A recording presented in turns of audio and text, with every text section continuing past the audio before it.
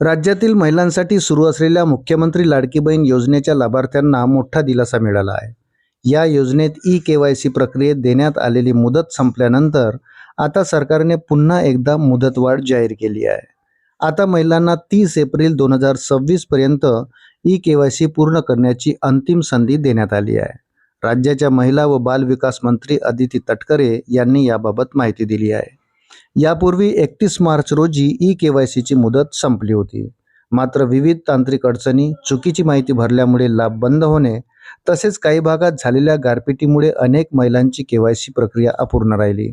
याबाबत मोठ्या प्रमाणात निवेदने आणि तक्रारी शासनाकडे प्राप्त झाल्यानंतर हा निर्णय घेण्यात आला। दरम्यान ज्या महिलांनी अद्याप ई-केवायसी केलेले नाही किंवा प्रक्रियेत काही चुका झाल्या त्यांनी 30 एप्रिल पूर्वी आवश्यक कागदपत्रासह ई-केवायसी पूर्ण करावी, अन्यथा योजनेचा लाभ थांबू शकतो असा इशाराही प्रशासनाकडून देण्यात आला आहे। अशाच नवनवीन अपडेट्ससाठी व्हिडिओला लाईक आणि चॅनलला सबस्क्राईब जरूर करा।